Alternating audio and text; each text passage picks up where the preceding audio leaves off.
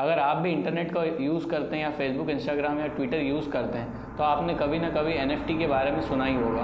आखिर NFT क्या है, क्यों इसका इतना ज़्यादा हुआ है, क्या ये एक बबल है या फिर एक फ्यूचरिस्टिक टेक्नोलॉजी है जिसे हम यूज़ कर सकते हैं, आइए जानते हैं इस वीडियो में।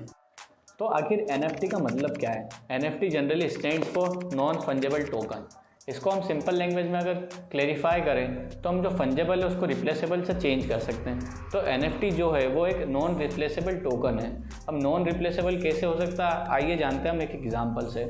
सपोजिटली ये एक बुक है, इसकी काफ़ी सारी सेम कॉपीज़ काफ़ी जगहों पर प्रिंट होती है जो कि सेम प्राइस पे बिकती है, लेकिन आखिर इस एक अकेली बुक में ऐसा क्या अलग है जो इसे यूनिक बनाते हैं। सपोजिटली ये मेरी बुक है और इसमें मैंने अपने साइंस और सिग्नेचर्स और अपने नोट्स बना रखे हैं, जिसके कारण ये पूरी दुनिया में एक अकेली बुक है जो मेरे द्वारा ही यूज़ की गई है और इसलिए इसको एक यूनिकनेस प्राप्त हुई है, जिसके कारण हम इसे कह सकते हैं कि एक नॉन फंजेबल चीज़ हो चुकी है। तो NFT में आखिर टी किस लिए एक्सटेंड करता है? Mainly token. लेकिन टोकन आखिर है क्या, हम इससे क्या समझे? So the token is the form of currency in the blockchain. Mainly जिसके पास टोकन है उसके पास ब्लॉकचेन में करेंसी है, ऐसा हम समझ सकते हैं अपना ज़्यादा दिमाग लगाए बिना। आखिर अब ब्लॉकचेन होता क्या है? सो बेसिकली हम ये समझते हैं कि सतोशी नाकाटोमी ने 2009 एक डिसेंट्रलाइज कम्युनिटी प्रोवाइड की, जिसमें कोई भी एक सेंट्रलाइज पर्सन कोई भी एक्शन टेक नहीं कर सकता है। इसके हम एग्जांपल ले लेते हैं कि अगर मान लेते हैं कि मुझे एक आइसक्रीम खाना है गर्मी में और मैं किसी दुकान पे जाता हूँ, वहाँ पे मैं अपना UPI से कोई सा भी एक पर्टिकुलर अमाउंट, मान लीजिए कि 100 रुपये की एक आइसक्रीम है, उसका मैं अमाउंट जब पे करता हूँ तो एक मिली सेकेंड में जो मेरा UPI अकाउंट है वो बैंक को एक जानकारी देता है और बैंक ये पता लगाता है कि मेरे अकाउंट में 100 रुपये हैं या नहीं। अगर 100 रुपये उस बैंक में प्रोवाइडेड है तो वो मेरे ट्रांजैक्शन को सक्सेसफुल कर देता है और जो 100 रुपये का अमाउंट है वो दूसरे बैंक में चला जाता है जो कि ओनर का होता है। और इस तरह जो भी जितना भी इंफॉर्मेशन है वो सारा मेरा बैंक एक लेजर के रूप में मेंटेन करता है, जिससे मुझे पता चलता है कि मेरे पास कितने पैसे हैं और बैंक को भी पता रहता है कि आखिर जो जितना अमाउंट है वो उतना है या नहीं है। और इसी तरह सामने वाले के बैंक में भी ऐसा होता है। इसको हम सेंट्रलाइज बैंकिंग कहते हैं, क्योंकि जितना भी सारा डाटा है वो सारा बैंक के पास होता है। और हमें बैंकों का शुक्रिया भी करना चाहिए कि उन्होंने अभी तक हमारे लिए कितना सारा डाटा स्टोर करा। अब क्या होता है कि अभी जैसा आपने देखा होगा कि भारत में ही डिमोनेटाइजेशन हो चुका था। आज रात्रि को 12 बजे से वर्तमान में जारी 500 रुपए और 1000 रुपए के करेंसी नोट लीगल टेंडर नहीं रहेंगे। और सेंट्रलाइज अथॉरिटी के पावर होने के कारण जो लोग नहीं चाहते थे कि डिमोनेटाइजेशन हो, फिर भी उन्हें उसको झेलना पड़ा। ऐसी चीज़ों से बचने के लिए ही ब्लॉकचेन को इन्वेंट किया गया, जिससे कि कोई भी एक पर्टिकुलर पर्सन जो है वो उस चीज़ का स्टेप ना ले। वहाँ पे एक सारी ओवरऑल कम्युनिटी जो है वो स्टेप्स लेगी किसी भी चेंज को इनिशिएट करने के लिए, और किसी एक पर्टिकुलर पर्सन के पास पावर नहीं होगी। सपोजिटली अब ऐसा होता है कि मान लीजिए कि मुझे आइसक्रीम खाना है, तो मैं एक आइसक्रीम की जो कीमत है वो 2 इथेरियम है। अगर मैं अपने इथेरियम को ट्रांसफ़र करता हूँ सामने वाले के पास, तो जो पब्लिक है, मतलब जो एक ग्रुप ऑफ पीपल है जो हमेशा ये चीज़ें देखता है कि कैसे क्या यूज़ हो रहा है, क्या मेरे पास 2 इथेरियम है कि नहीं, वो ये चेक करते हैं प्रीवियस ट्रांजैक्शंस को देखते हुए। अगर वो पाते हैं तो वो उसे डन कर देते हैं, और अगर नहीं पाते हैं तो जो ट्रांजैक्शन उसको फेल करवा देते हैं और सबको ये पता चल जाता है कि हाँ ट्रांसफ़र हुआ है कि नहीं।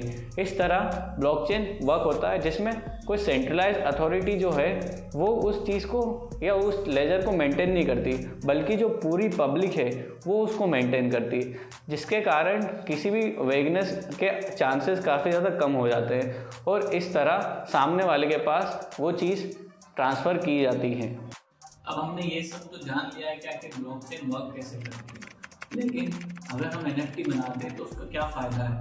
तो काफ़ी सारे बड़े जो जाइंट्स हैं उन्होंने बताया कि ये फ्यूचरिस्टिक ऑप्शन है, जो कि फ्यूचरिस्टिक आर्ट है जो हर चीज़ को कवर कर लेगा। ये सिर्फ आर्ट में सीमित नहीं रहेगा, काफ़ी सारी चीज़ों में इस्टेब्लिश हो जाएगा। जैसे कि करंट के समय में जॉर्ज डॉर्सी ने अपना पहला ट्वीट 3 मिलियन के करीब बेचा था, और जो NBA है उसकी जो वीडियो क्लिप्स है वो भी NFT के माध्यम से बिक रही है। तो ये काफ़ी ज़्यादा एक बड़ा मार्केट होने वाला है फ्यूचर में, लेकिन हमें इसके बारे में अभी कुछ भी नहीं कहना चाहिए क्योंकि काफ़ी ज़्यादा नया है। लेकिन अगर हमें एक अपना स्वयं का NFT बनाना है तो हम कैसे बनाएंगे? तो सपोजिटली मान लेते हैं कि पर्टिकुलर बुक है जो ये यूनिक है मेरे द्वारा, सो मैं या तो इसका कोई इमेज बनाता हूँ, इसका कोई मीम बनाता हूँ या इसका कोई GIF बनाता हूँ जो कि अपने आप में एक यूनिक है और उसको किसी पर्टिकुलर NFT मार्केट में इस्टेब्लिश कर देता हूँ सेलिंग के लिए। तो इसे जो भी पर्सन खरीदेगा उसके पास ये ओनरशिप ट्रांसफर हो जाएगी। और NFT एक डिजिटल ओनरशिप है, पर जरूरी नहीं है कि ये चीज़ किसके पास है, लेकिन जिसके पास उस चीज़ की डिजिटल ओनरशिप है ये मेनली उसकी होती है। It's the concept of NFT। काफ़ी ज़्यादा अजीब कॉन्सेप्ट है लेकिन काफ़ी ज़्यादा नया भी है। तो आइए जानते हैं, अगर मान लेते हैं कि मैंने इसे NFT मार्केट में प्लेस कर दिया तो इससे आखिर मेरा क्या फ़ायदा। तो सपोजिटली किसी पर्टिकुलर पर्सन ने इस NFT को अगर मुझसे 100 रुपये में खरीद लिया और अगर उस पर्टिकुलर पर्सन ने किसी अगले पर्सन को 200 रुपये में बेचा और उस अगले पर्सन ने अगर 300 रुपये में बेचा है, तो जो पैसा मुझे आएगा वो 10% की रॉयल्टी से आएगा। मतलब कि इसका सीधा कॉन्सेप्ट ये है कि जो क्रिएटर है वो भी पैसे कमाएगा और जो बाकी पर्सन है वो भी कमाएंगे इस पर्टिकुलर आर्ट को सेल करके। इससे कोई भी पर्टिकुलर पर्सन लॉस में नहीं जाएगा। सो अगर देखा जाए तो काफ़ी ज़्यादा वेग कॉन्सेप्ट है, क्योंकि जो भी हमें NFT जो डिजिटल आर्ट है वो तो कहीं से भी इंटरनेट से ले सकते हैं, कहीं से भी डाउनलोड कर सकते हैं, स्क्रीनशॉट कर सकते हैं। तो आखिर हम इतने पैसे देके उसकी ओनरशिप लें ही क्यों। लेकिन हमें इस बात को समझने की जरूरत है कि मोनालिसा की जो एक पेंटिंग है वो अपने आप में यूनिक है। उसकी चाहे कितनी सारी फोटोज और इंटरनेट पे वीडियोज अवेलेबल है, लेकिन that doesn't define the ownership of particular thing. और जो ह्यूमन साइकोलॉजी है वो इस तरह की होती है कि जब वो उसकी बेसिक नेसेसिटीज पूरी हो जाती है, रहने के लिए खाना पीना और छत, तो उसके बाद उसे कुछ ऐसी चीज़ें चाहिए जो उसे सुपीरियर फील करवाए बाकी पर्सन से।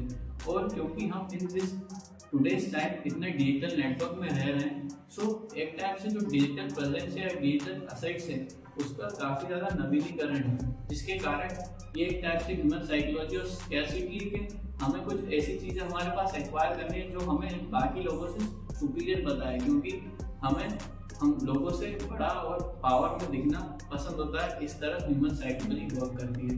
तो आपके क्या व्यूज है NFT को लेके, मुझे ज़रूर बताइए। तो हम सब ने NFT की गुड साइड्स तो जान लिए, लेकिन there are some bad sides of NFT also, जो कि हमें समझने और जानने की ज़रूरत है। जो कि आप हम सब जानते हैं कि जो क्रिप्टो करेंसी है उसको माइनिंग करने के लिए कितनी सारी पावर यूज़ होती है, और जो पावर या इलेक्ट्रिसिटी बनती है वो फॉसिल फ्यूल के बर्निंग से बनती है, और जिससे कार्बन का एमिशन होता है एनवायरनमेंट से, और जिसके कारण काफ़ी ज़्यादा ग्लोबल वार्मिंग हो रही है।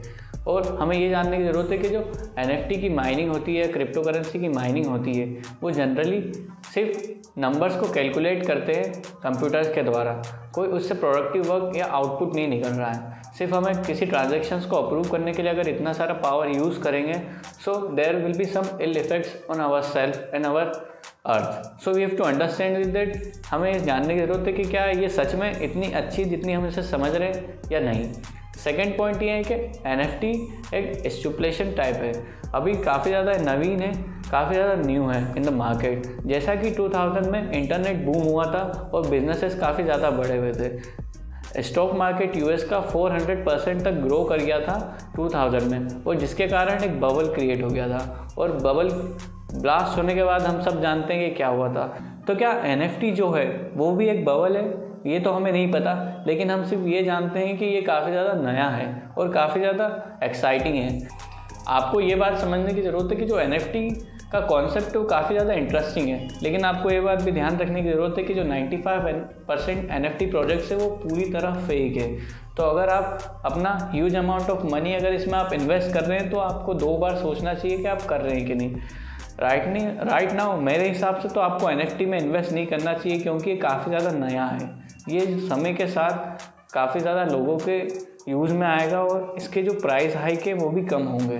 सो अभी अगर आपको फिर भी इसके बारे में जानना है तो मैं आपको यही कहूँगा कि किसी भी पर्टिकुलर मार्केट प्लेस से आप एक चीप NFT खरीदिए और देखिए कि कैसे वर्क होता है। So that's all from my side. आपको कैसा लगा video, and if you want to know more about blockchain, that how the blockchain works, please tell me in the comment section so that I can create a dedicated video that how the blockchain works। And आपको video कैसा लगा please मुझे बताइए, and please hit the like and subscribe button if you like the video.